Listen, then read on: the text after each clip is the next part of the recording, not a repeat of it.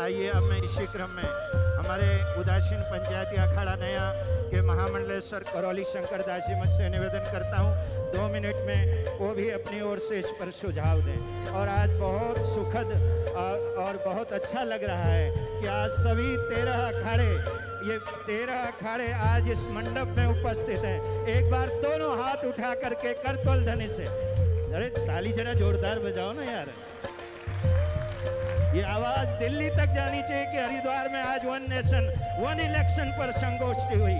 शुरुआत हरिद्वार से हुई है और देखना आने वाले समय में, और जहां धामी जी हैं, जहां शिवराज जी हैं, ये आपने बहुत, हमने तो कभी ऐसा सोचा नहीं था, जो हमने सोचा नहीं था वो आप संकल्प लेकर हरिद्वार आए और आप देखे चारों तरफ आज भगवा ही भगवा दिखाई दे रहा है और एक दिन देखना पूरे देश में भगवा दिखाई देगा।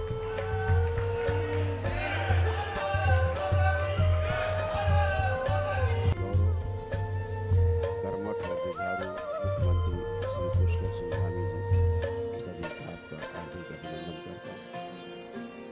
सभी संत शिरोमणि उपस्थिति सभी के चरणों में नमन करता हूँ। बहुत ही गंभीर विषय है। सकारात्मकता इस विषय में यह है कि दो ही इस देश में गद्दियां रही हैं, धर्म गद्दी और राजगद्दी। आज धर्म गद्दी और राजगद्दी एक साथ बैठकर राष्ट्र के मुद्दे पर गहन चिंतन कर रहे हैं। ये बहुत ही सकारात्मक पहल है। ये बहुत सकारात्मक संदेश है विश्व के लिए, देश के साथ साथ पूरे विश्व के लिए। हमारा देश ऋषि मुनियों का, हमारे महर्षियों का, तपस्वियों का देश है। हमेशा से उनसे सलाह मशवरा किया जाता रहा है। आज ये जो सभा है, ये पूरे देश को संदेश है कि देश में कुछ बड़ा और अच्छा होने वाला है। जो अभी तक बीच में श्रृंखला टूट गई थी, हमारे कुछ महापुरुषों ने बताया कि 1952 से लेकर के 5वीं 4 लोकसभा तक ये क्रम लगातार चला है, लेकिन 5वीं लोकसभा में जाकर के ये क्रम, उस समय की जो प्रधानमंत्री जी थी, कुछ राजनीतिक उद्देश्यों की पूर्ति के लिए इस क्रम को राजनीतिक साजिश के तहत तोड़ दिया गया। नहीं तो वन नेशन वन इलेक्शन देश की आज़ादी के बाद से ही लागू था और लगातार यह 25 वर्षों तक सफलतापूर्वक चला। कुछ राज्यों में सरकारें गिर जाने के कारण, कुछ राजनीतिक उद्देश्यों की पूर्ति के लिए इस चक्र को, वन नेशन वन इलेक्शन को तोड़ा गया। आज हमारे देश के कर्मठ राजनीतिज्ञ हैं, देश को चलाने वाले, सनातन को मानने वाले, सनातन की बात को सुनने वाले हमारे देश के यशस्वी प्रधानमंत्री जी आदरणीय मोदी जी, उनके नेतृत्व में देश जो नई ऊंचाइयों पर चढ़ रहा है, हम सभी उनका हार्दिक अभिनंदन स्वागत इस मंच के माध्यम से करते हैं कि उन्होंने इस पर एक गहरे चिंतन के लिए हरिद्वार को चुना। हमारे धरती पर जो हरिद्वार हमारी तीर्थ है, हमारा तीर्थ है, हमारे संतों की नगरी है, उनसे सलाह मशवरा के लिए चुना। इसके लिए बहुत बहुत आभार व्यक्त करते हैं आपको। हमारा एक छोटा सा सुझाव है कि इस देश में जो आशंकाएं तैर रही हैं कि क्या होगा क्या होगा, मेरा तो ऐसा सोचना है कि जो लोग सकारात्मक स्मृतियां रखते हैं वो एक राष्ट्र और एक चुनाव के पक्ष में है।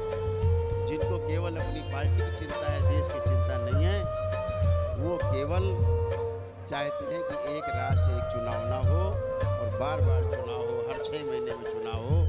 तो हम उनसे एक राय नहीं रखते। हम चाहते हैं इस देश में अगर हमारा राष्ट्र एक है, तमाम विभिन्न भाषाओं को लेकर के, विभिन्न संस्कृतियों को लेकर के, तो हमारे देश में चुनाव भी सभी राज्यों में, पूरे देश में एक साथ हो सकता है, सफलतापूर्वक हो सकता है। पहले होता रहा है, वही परंपरा फिर से लागू हो। तमाम बातें हैं जो सब संतगण, आप राजनीतिकगण अच्छी तरह जानते हैं। क्या बचत होगी, नहीं बचत होगी, इसका हम ज़्यादा ध्यान नहीं रखते। हम ये जानना चाहते हैं और ये जानते हैं और यही चाहते हैं कि देश बढ़ना चाहिए, लोकतंत्र बढ़ना चाहिए, हमारा देश सुरक्षित रहना चाहिए, देश बचना चाहिए। और देश बचाने के लिए वन नेशन वन इलेक्शन बहुत आवश्यक है। देर से सोचा गया सार्थक और जरूरी कदम है, और इस पर पूरे संत समाज की ओर से, मैं अपनी ओर से आप सबको निवेदन करना चाहता हूँ कि पूरा संत समाज आपके साथ है। आज की राजनीति जो पूरी तरह से देश को एक दिशा में ले जा रही है, हम उस दिशा में चलना चाहते हैं।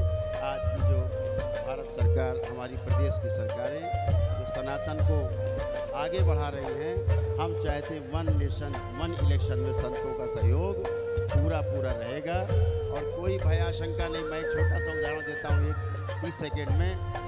ये भय और आशंका कि अगर देश की चुनाव, लोकसभा और विधानसभा के चुनाव होंगे तो जो पार्टी लोकसभा में बहुमत में होगी, देश में पूरे हर राज्य में उसका बोलबाला होगा, ऐसा बिल्कुल नहीं। 2013 के इलेक्शन में जब चुनाव हुआ तो कांग्रेस पार्टी थी देश में, लेकिन एक खास आदमी पार्टी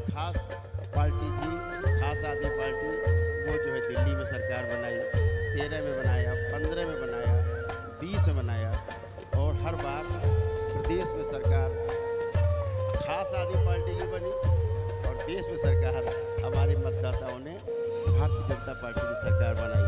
और 2025 में पुणे से जब देखा कि लोकतंत्र खतरे में है, तो भारत सरकार भी, भारतीय जनता पार्टी और प्रदेश सरकार भी, दिल्ली में भारतीय जनता पार्टी, इस देश का जो मतदाता है बहुत समझदार है और हर प्रकार से वो समझता है किसको वोट देना है, किसको वोट नहीं देना है। एक प्रस्ताव मैं हमेशा कहता हूँ 1 सेकेंड में कि हमारी लोकसभा ने अभी एक जो राष्ट्रीय गौरव अपमान के लिए जो हमारे राष्ट्र गान को, राष्ट्रगीत को जो अपमान करेगा उसको दंडित किया जाएगा, कानून बना है। मेरा ऐसा सुझाव है, मेरी मांग भी है संतों की तरफ से कि जो भी इसका उल्लंघन का दोषी पाया जाए उसको मताधिकार से वंचित कर देना चाहिए, ये जरूर जोड़ देना चाहिए। हरिहर बहुत बहुत चरणों में प्रणाम करते हुए धन्यवाद।